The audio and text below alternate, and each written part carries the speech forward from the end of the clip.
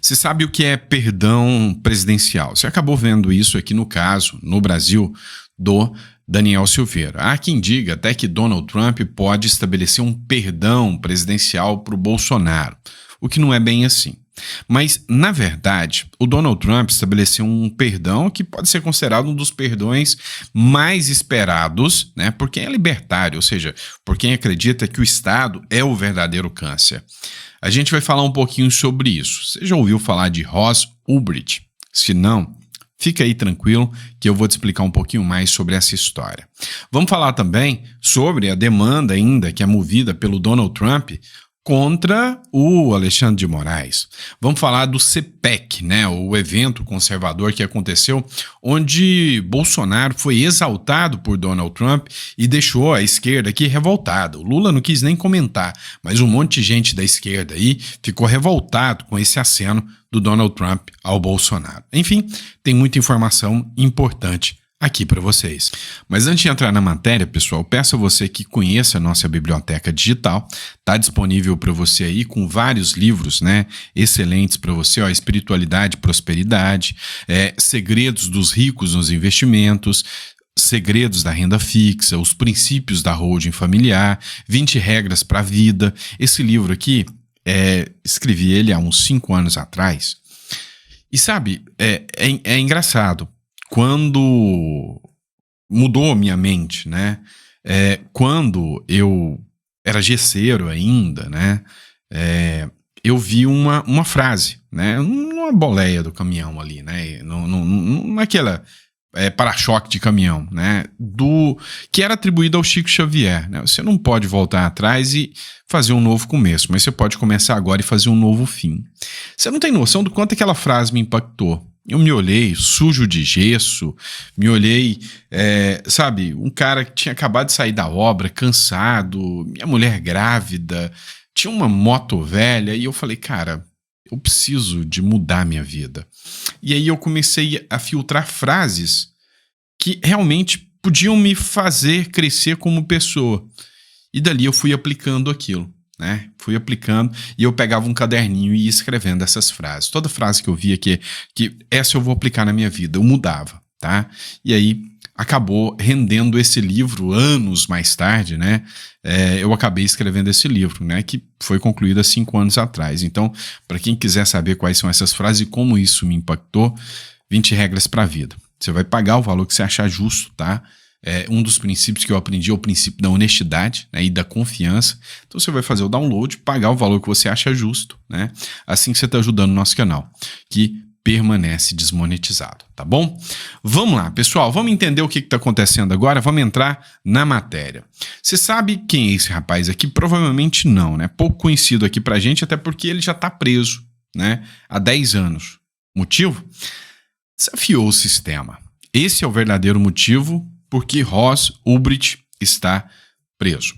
Ele criou uma plataforma, tá? Uma plataforma chamada Silk Road.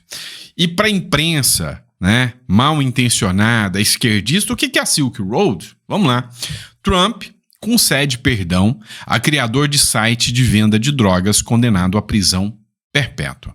O presidente americano cumpriu promessa e anulou sentença de Ross Ulbricht, criador do site Silk Road, que movimentou 200 milhões com tráfico de drogas, segundo a Reuters. Então, vem cá. O Donald Trump está liberando um traficante virtual, um vendedor de drogas via site. Que bandido esse Donald Trump, não é? Não, não é não. O negócio não é bem assim, não. Quem que é esse Ross Ulbricht, né?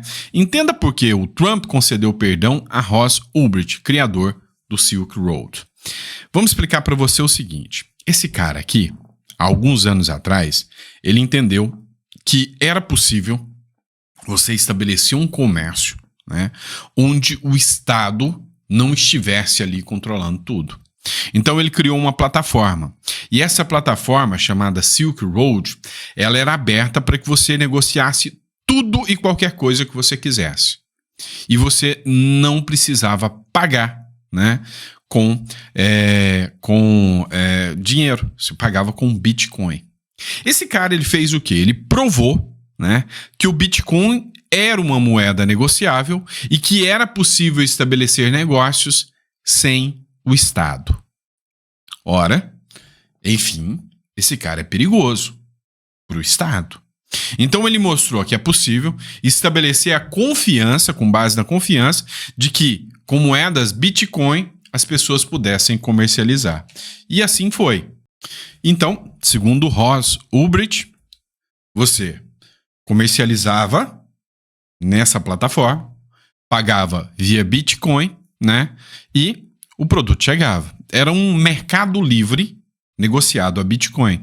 Ele provou que o Bitcoin era uma moeda negociável e que o Estado não te controlaria, não te pagaria imposto, porque o Estado não sabia o que estava acontecendo nessa negociação. Até aí já incomodou muito o Estado, mas aí começou um problema.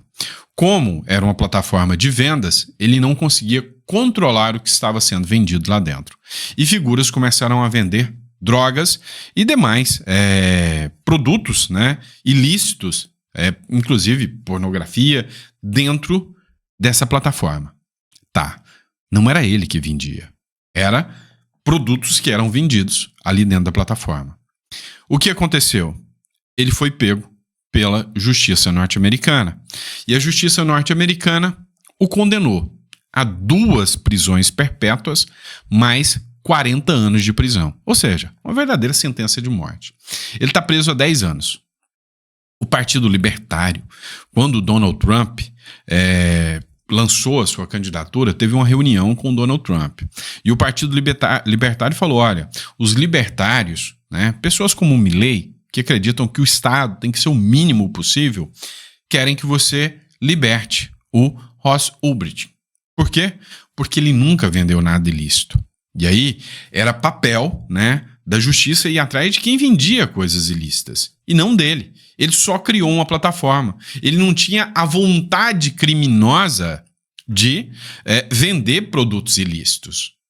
Mas o que incomodou não foi a venda de produtos ilícitos. Foi o incômodo ao Estado que ele criou, da venda de produtos através do Bitcoin, sem que isso movimentasse o dinheiro, uma plataforma livre de governos. Pois é, a partir desse momento foi onde ele realmente incomodou. E aí ele pegou essa condenação.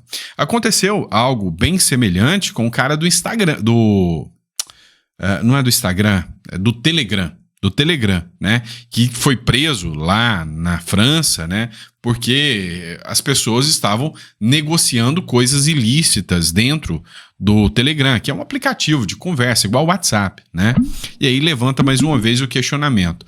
O cara que cria a plataforma, ele é responsável pelo que as pessoas negociam lá dentro? E aí o dono da Oi, o dono da Vivo, o dono da Claro, da TIM, deveria ser preso também, porque traficantes usam os seus celulares e negociam a venda de droga via ligação? Então, assim, a coisa é muito mais complexa do que você possa imaginar. Mas o Donald Trump concedeu o perdão, né, ao Ross Ulbricht, né, o que foi uma sinalização de força, né, à própria moeda Bitcoin e às criptomoedas, tá?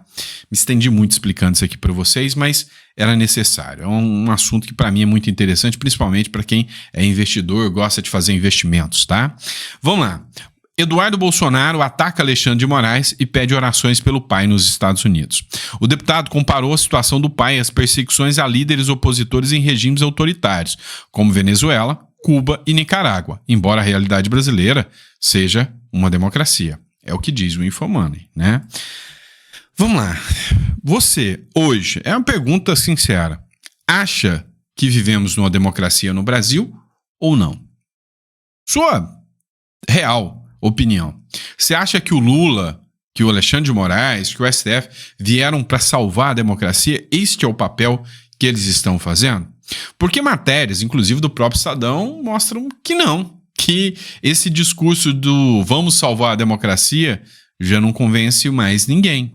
Só que realmente esse evento do CPEC incomodou muito a galera da esquerda, inclusive aqui no Brasil. Foi um evento que aconteceu nos Estados Unidos, com a participação do Milley, do Trump e vários líderes conservadores. O Donald Trump, num determinado momento, e é importante que você preste atenção nisso, ele pediu para o Eduardo Bolsonaro se levantar. São vários líderes que lá estavam. Mas o Eduardo Bolsonaro, além de ter participação e feito um discurso, né, no evento, durante o momento que ele estava na plateia, o Donald Trump falou: eu queria que o Eduardo Bolsonaro se levantasse, manda um abraço pro seu pai, é uma ótima família, né? E a fala do presidente ocorreu no CPEC, né, que é o evento conservador, e assim, a direita brasileira já esperava uma sinalização do Donald Trump ao Bolsonaro. Mas por que o Bolsonaro foi exaltado pelo Donald Trump? O Paulo Capelli fez uma análise sobre isso no jornal Metrópole. Por que Trump exaltou Bolsonaro? Vamos lá. Por que o interesse do Trump em Bolsonaro? Tá? Por que eu vejo esse interesse? Tá? Até indo além do que o Paulo Capelli falou. O Trump, ele simboliza uma figura, né, da perseguição judiciária nos Estados Unidos, da esquerda contra a direita. E ele, trazendo esse discurso para o Bolsonaro também, ele reforça o seu próprio discurso lá, de que a direita brasileira e a direita americana, norte-americana, estão muito entrelaçadas, né, com a situação da perseguição que acontece pela esquerda, e que a esquerda de lá e a esquerda de cá, né, tem o mesmo modus operandi, né, a questão do Capitólio, né, e o Trump quer provar o quê? Olha, o Capitólio foi forjado, o 8 de janeiro também, me perseguiram judicialmente, o Bolsonaro também.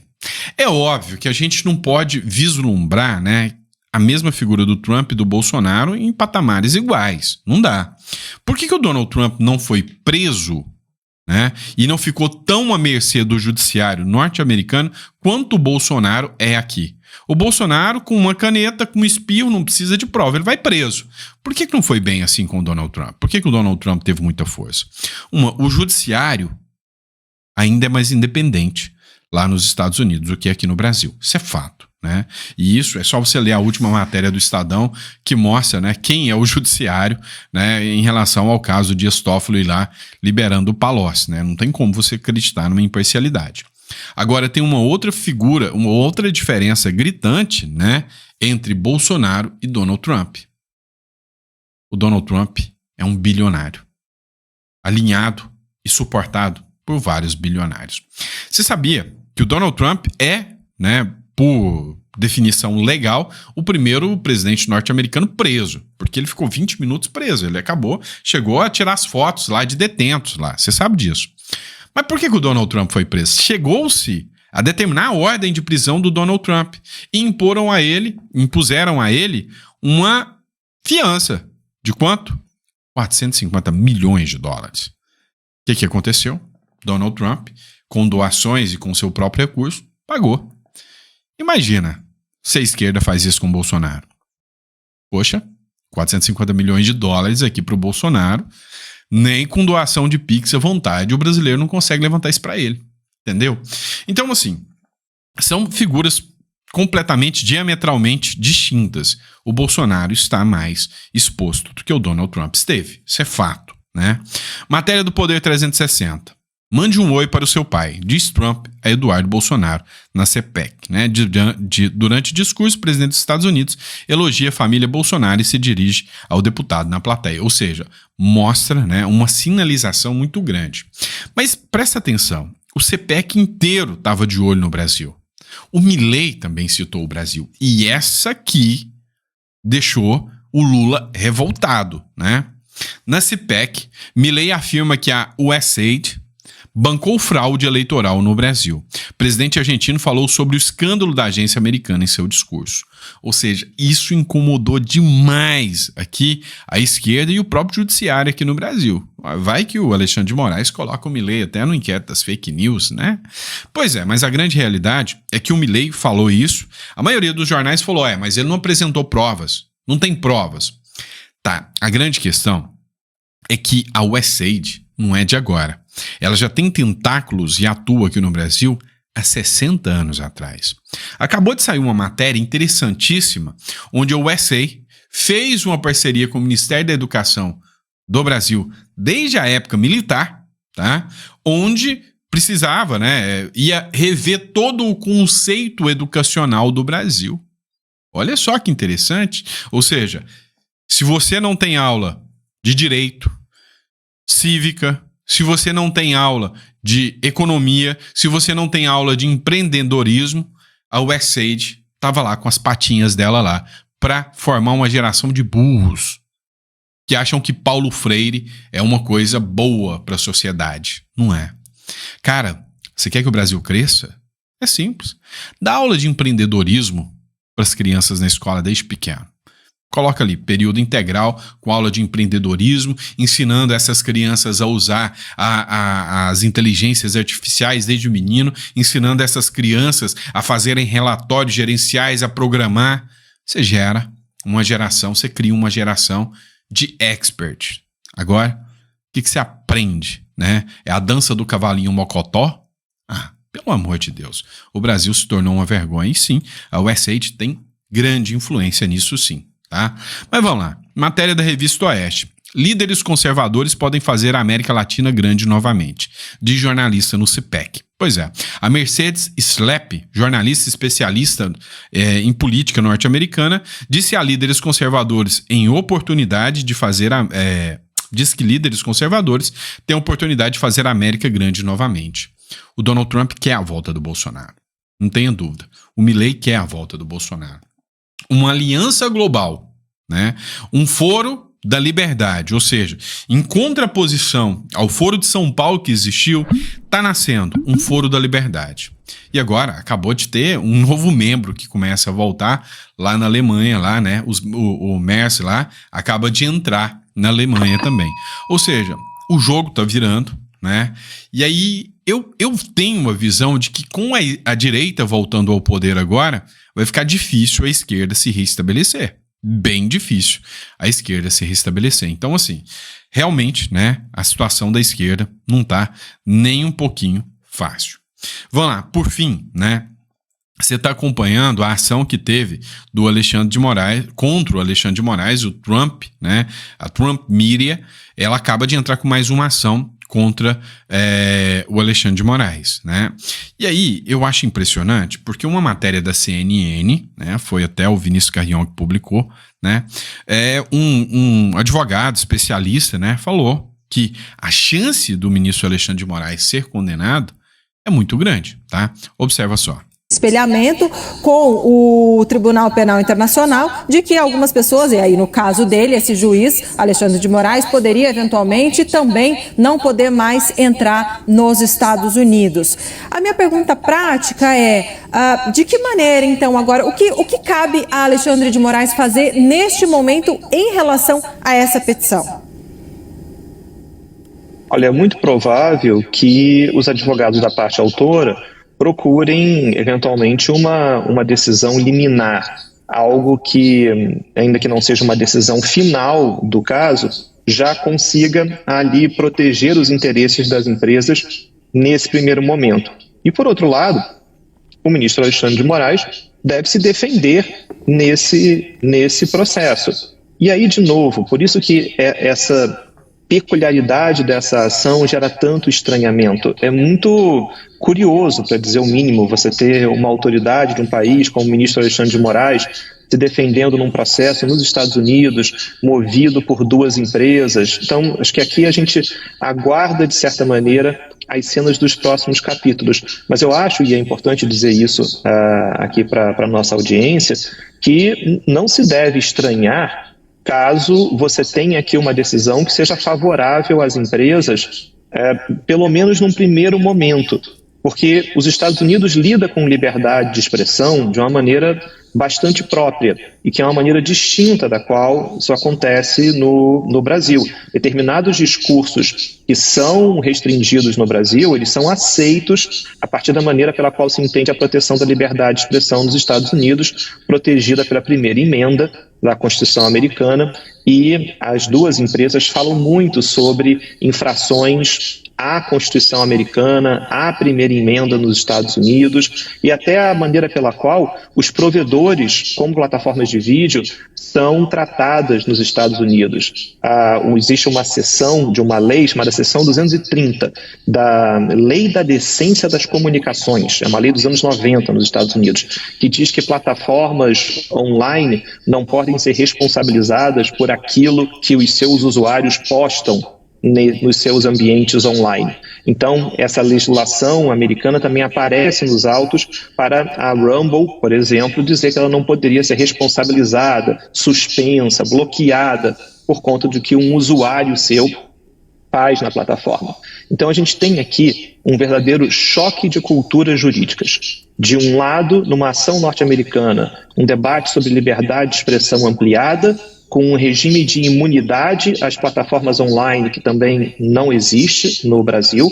O artigo 19 do Marco Civil da Internet aqui adota uma solução que, de certa maneira, é diferente dessa adotada nos Estados Unidos, com muitas exceções que não existem lá. E, por fim, acho que aqui vale a pena dizer, e também um certo estranhamento sobre como esses canais diplomáticos de acesso a informações ocorrem aqui e ali. E aí, com isso, só para concluir, um exemplo. A petição inicial das empresas diz que o ministro Moraes, para atingir a esse usuário nos Estados Unidos, deveria ter utilizado ou o acordo de assistência judiciária entre Brasil e Estados Unidos, o chamado MLAT, o Multilateral Agreement, ou deveria ter usado a Convenção de Haia, ou emitido cartas rogatórias. Sim, é verdade, esses três instrumentos poderiam ser utilizados pelo Supremo Tribunal Federal.